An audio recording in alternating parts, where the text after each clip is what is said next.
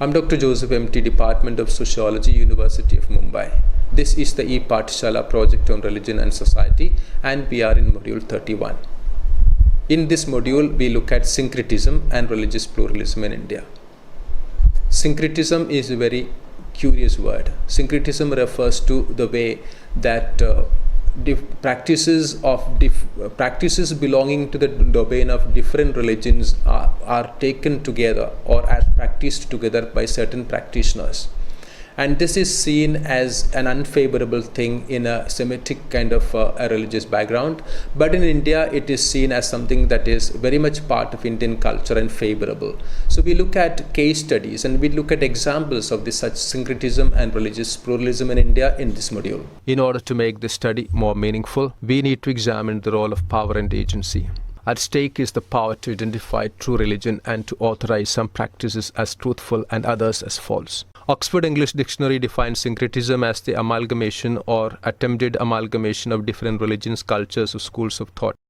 The Encyclopedia of Social and Cultural Anthropology defines it as the hybridization or amalgamation of two or more cultural traditions. It derives from modern Latin syncretismus, drawing on Greek syncretismos, meaning Cretan federation.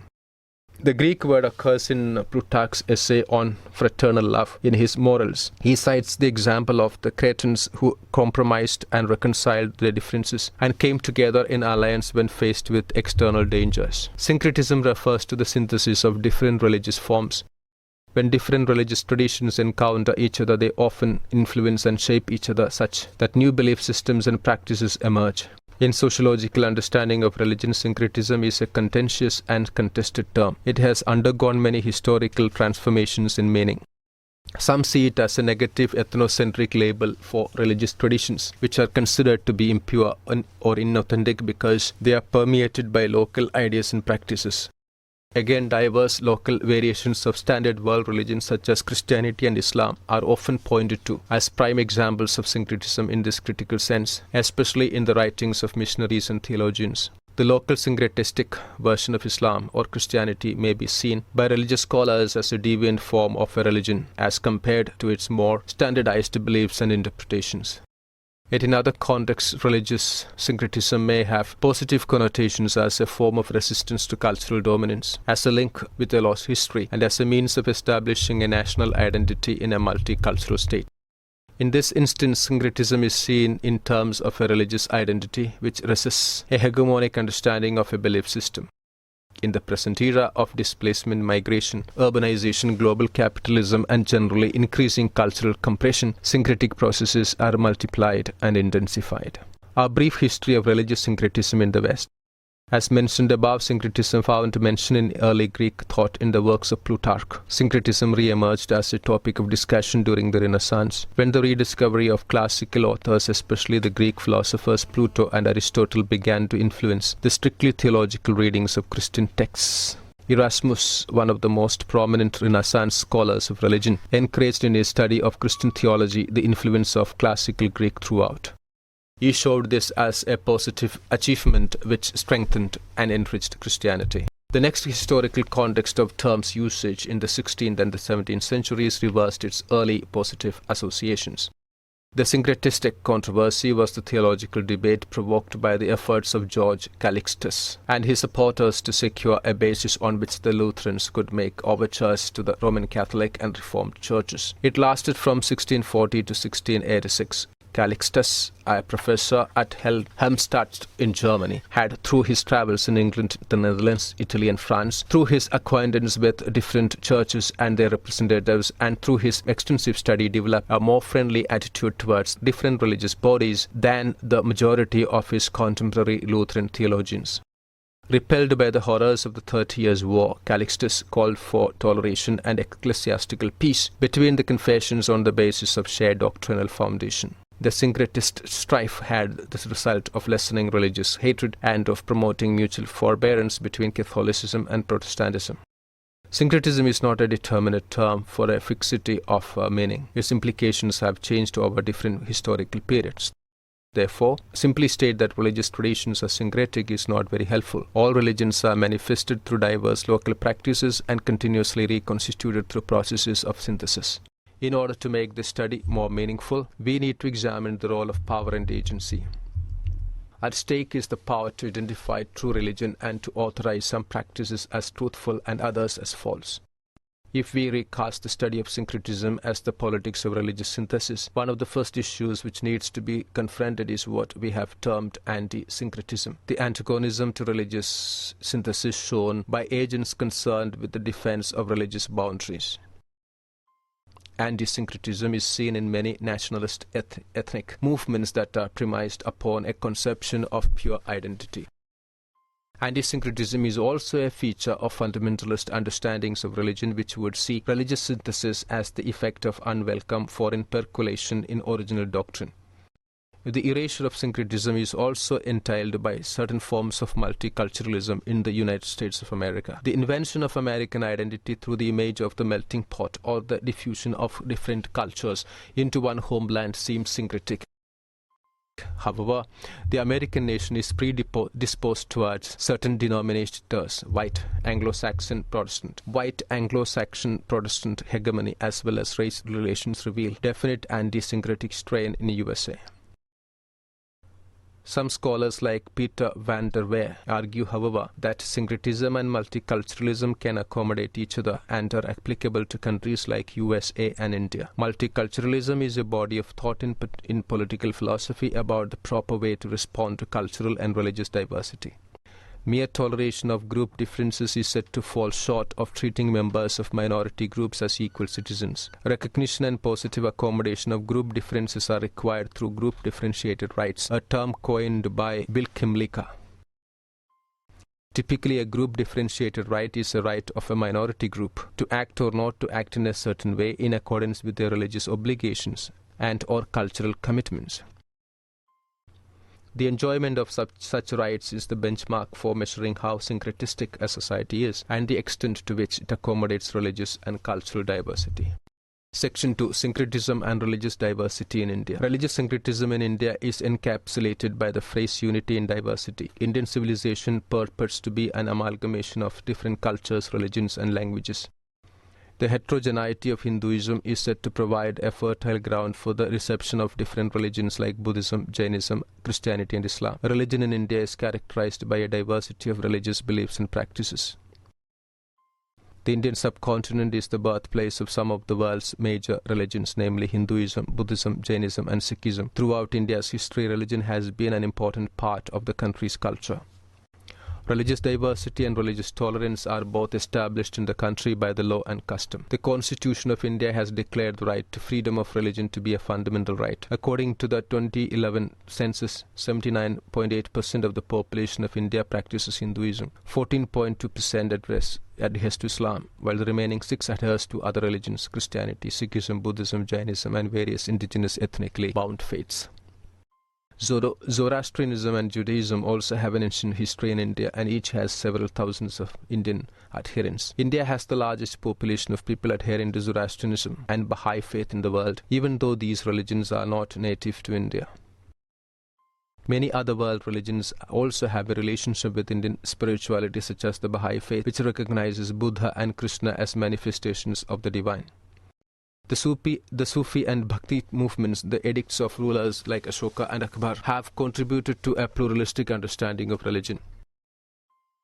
An example of religious eclecticism is Din Ilahi, which implies religion of God. In Persian, it was a religious code of ethics formulated by Akbar. It borrowed heavily from Zoroastrianism, making light an object of divine worship and reciting, as in Hinduism, the 1,000 Sanskrit names of the sun. The essence of the idea of pluralism, which naturally follows from the existence of religious diversity, is to ensure that every religious or social group is allowed its own cultural space in which it has the right to practice its own beliefs and traditions. The existence of religious pluralism depends on the existence of freedom of religion, which is when different religions of a particular region possess the same rights of worship and public expression. Freedom of religion is weakened when one religion is given rights or privileges and denied to others. Religious freedom did not exist in communist countries where the state restricted or prevented the public expression of religious belief and even persecuted the individual religions. In some Middle Eastern countries where they adhere to one particular religion, the pluralism is rather restricted if not overtly curbed. As Amartya Sen writes, being born as Indians, we find ourselves in a culture that has had thousands of years of flourishing diversity, in a community that is proud of its many major languages and literatures, in a polity that tolerates dissent and a substantial heterogeneity of political ideas, and in a country that has persistently tried to make room for different religious, and, what is also important to emphasize, diverse non-religious beliefs. What gives pluralism its value is not the fact of its uniqueness in India, but its normative importance in enriching societies wherever it occurs. Religious coexistence in Sufi and Bhakti movements. Sufism as an ideology or form of devotion first developed in Central and West Asia. From where it spread to different directions, most of the Sufis had a deep devotion to God, and many of them emphasize upon a simple life away from vulgar display of wealth. Sufism in India existed in the form of several Sufi sects or silsilas, such as the Chishti, Suhrawardi and Naqshbandi silsilas. The founder of the Chishti sect, Moinuddin Chishti, was another famous Sufi who came to the Indian subcontinent in 1190 AD. At the popular level, there is considerable interpenetration of the religious traditions, especially in tomb worship in Sufi Islam. The sacred power of the saint and his tomb bring people of different communities to forms of syncretism that promote peace and reconciliation. Indeed, syncretism is the most important channel of dealing with religious diversity because it crosses boundaries and allows hybridity. Particularly striking is the worship of Muslim warrior saints, Ghazi, by Hindus in India. The story of these warriors is at one level that of conquest, but at a deeper level one of martyrdom that is reminiscent of the faith death of Jesus Christ on the cross and inspires similar devotion. The term Bhakti is defined as a devotion to a personal deity, and its origin is traced back to the Vaishnavism or Bhagavatism that developed in post-Mauryan period. The soul aims to unite with God, a process which is variously termed as Mukti, Moksha or Nirvana, emancipation from the cycle of birth and rebirth.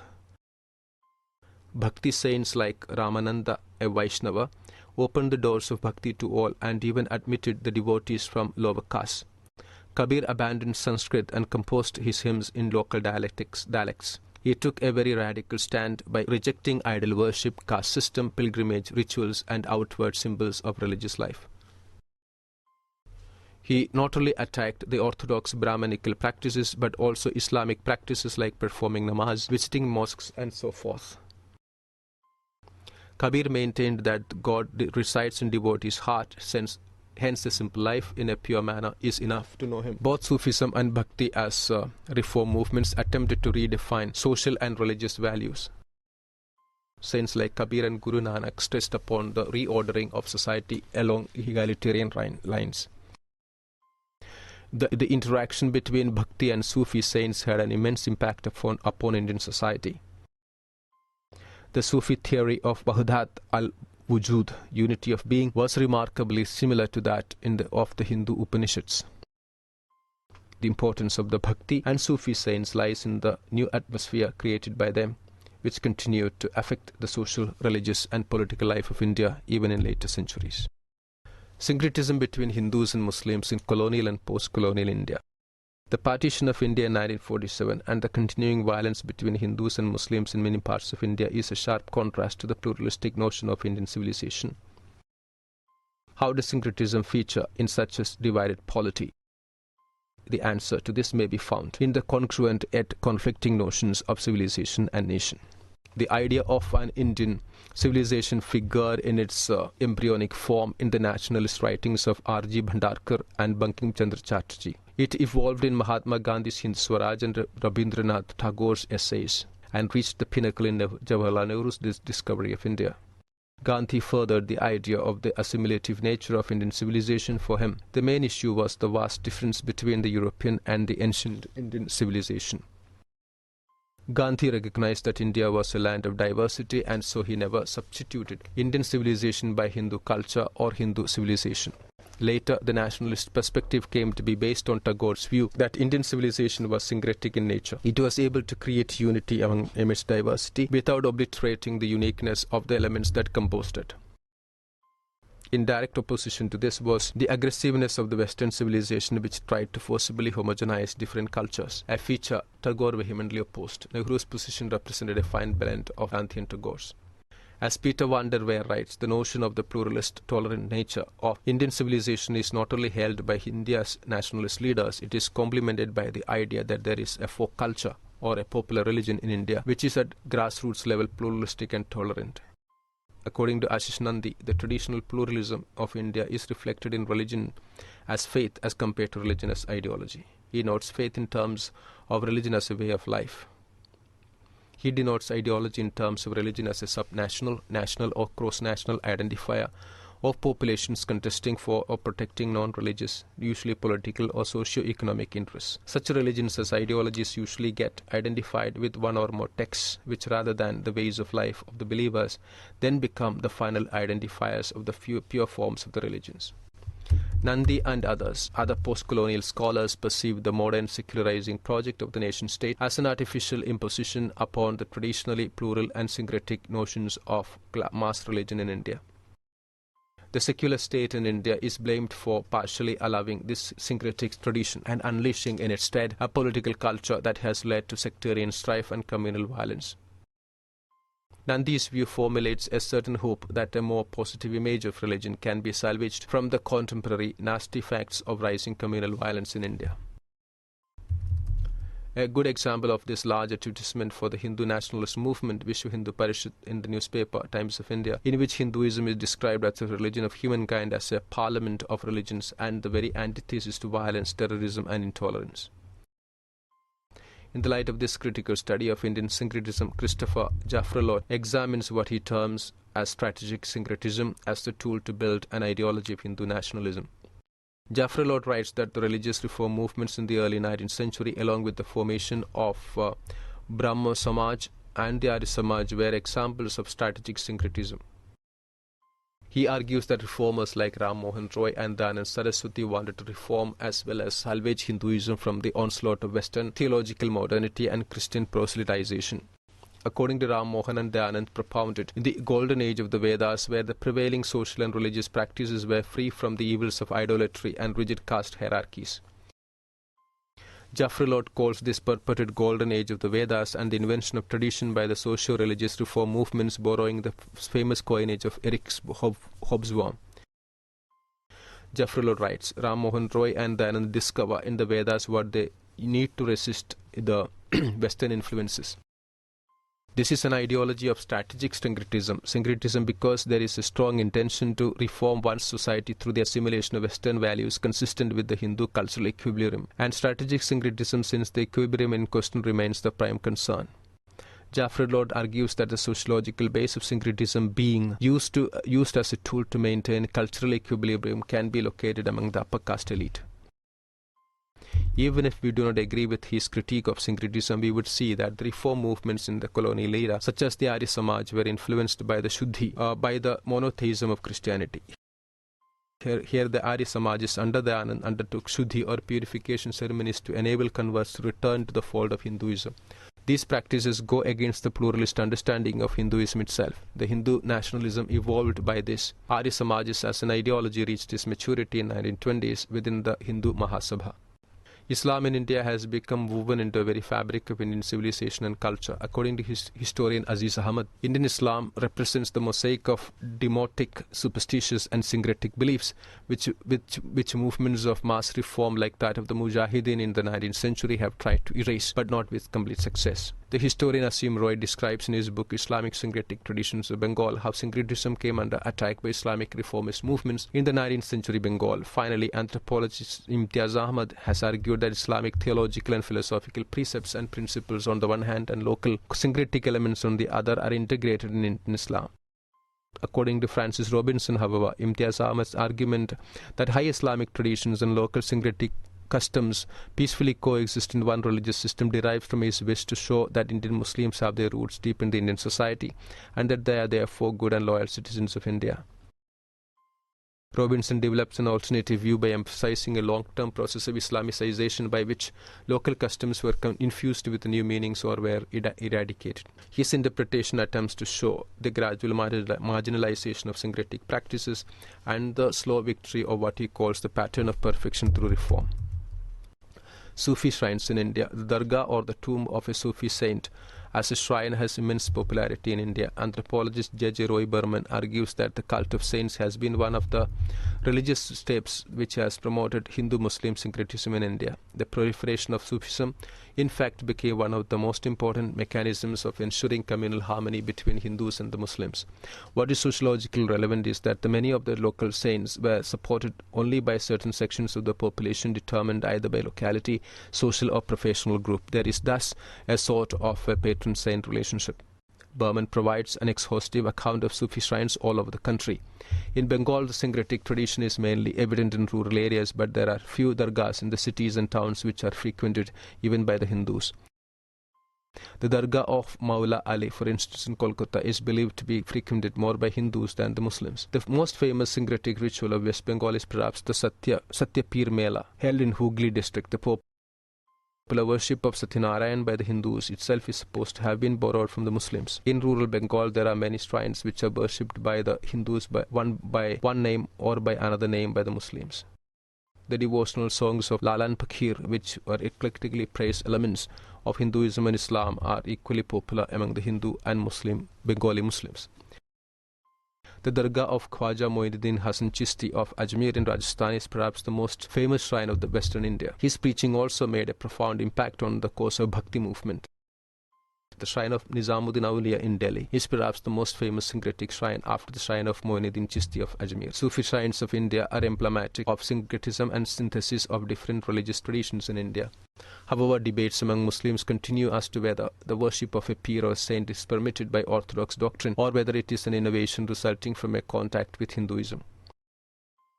Apart from this controversy, the syncretism of Sufi shrines often comes under attack from radical Hindutva outfits who wish to convert the shrine into a more Hinduized space such as that of a temple.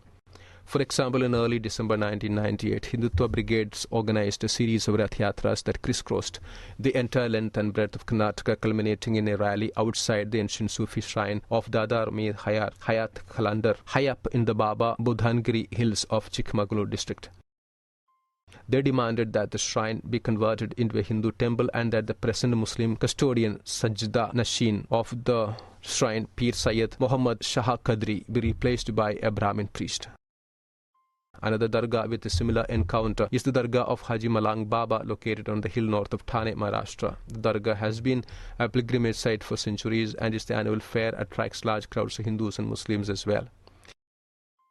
Thomas Blum Hansen has observed that the dargah of Haji Malang represents religious syncretism. While the tomb is undoubtedly a Muslim structure, worship at the site is managed by a Hindu Brahmin family. Many of the rites incorporate clearly Hindu elements, and worshippers include adherents of both.